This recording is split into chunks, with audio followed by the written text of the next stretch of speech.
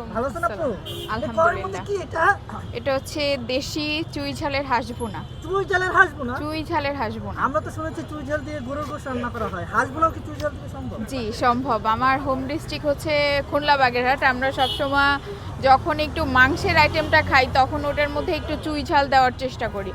So গরু এবং হাঁস আমাদের বাগেরহাটে সবসময় চুই ঝাল দিয়ে রান্না করেছে। চুই ঝালের হাঁস বোনা আমরা তো দেখি মানে হ্যাঁ অবশ্যই দেখাবো। এই যে দেখেন আমি এখানে লাইভ রান্না করি, একদম ম্যাগিনেশন করে বাসা থেকে নিয়ে আসি। আমি এখানে চুই ঝালের পাউডারটা ব্যবহার করি, কারণ যখন আমি রান্না করতে দেখেছিলাম আমার নানি দাদি বা আমার ফ্যামিলি পার্সনদের, তখন তারা চুই ঝাল বাটাটা ইউজ করতো।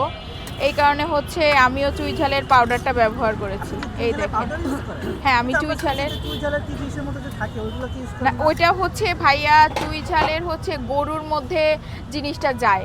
অ্যাকচুয়ালি হাঁসের মধ্যে চুই ঝালটা যায় না, কারণ হাঁসের মধ্যে হচ্ছে রসুনটা ভালো লাগে এবং রসুনটা কিন্তু কাস্টমার খায়, কিন্তু চুই ঝালটা কিন্তু গরুর মধ্যে হচ্ছে খায়।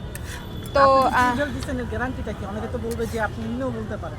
গ্যারান্টিটা আমি বলবো যদি আপনি খান তাহলে। আর আমার এই যে ঝোলটা দেখেন কতটা ঠিক হয়েছে। আমার ঝোলটা কিন্তু পাতলা প্যান প্যানে না, পুরাটা ঝোল দেখেন পাতলা না, আমার ঝোলটা একদম ঠিক।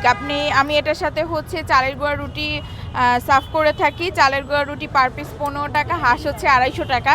এবং চুই ঝালটা কখন বুঝতে পারবেন? যখন আপনি খাবেন এবং স্বাদটা এক্সট্রা একটা ফ্লেভার অ্যাড হবে এটার মধ্যে।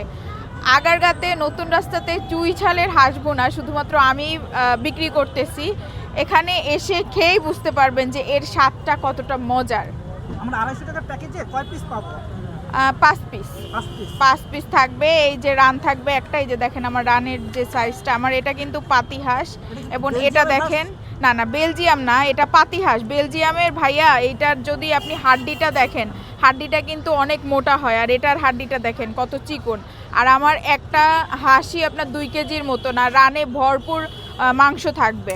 আর দেখেন হাঁস সেহেতু হাড্ডি মাংসেই থাকবে, দুইটাই মিশ্রণ থাকবে। সো আমার এখানে বেশিরভাগ কিন্তু মাংসই পাবেন, কারণ আমার হাঁসগুলো অনেক বড় হয়ে থাকে। আমরা কি জানতে পারি এখানে কয়টা হাঁস আছে বা কি পরিমাণ হাঁস? এটা আমি যখন ব্যবসা প্রথম দিয়েছি এটা আমি অ্যানাউন্স করেছি। এখন আপাতত আমি বলতে চাচ্ছি না যে এখানে আমি কয়টা হাঁস নিয়ে এসেছি।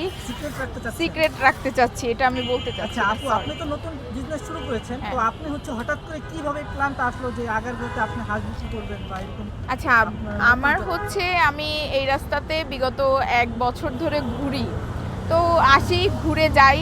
তো আমার মনে হলো যে আমি তো ভার্সিটিতে পড়ি, ডেফোডিল টেকনিক্যাল ইনস্টিটিউটে। আমার সকালে ভার্সিটিতে যেতে হয়, ক্লাস করতে হয়, বিকাল টাইমটা আমি পুরোটাই বাসায় ফ্রি থাকি।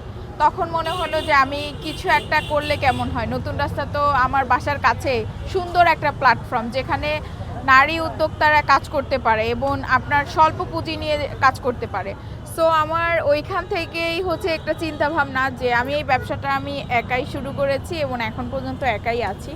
সো এখন ওইখান থেকে আর কি অনুপ্রেরণা যে আমি হচ্ছে যদি এরকমের একটা করি। আর হাঁস ওঠানোর মূল কাহিনী হচ্ছে শীত উপলক্ষে তো একটু হাঁসের ডিমান্ডটা বেশি হয়ে থাকে, এই কারণে হচ্ছে আমি হাঁসটা উঠাইছি।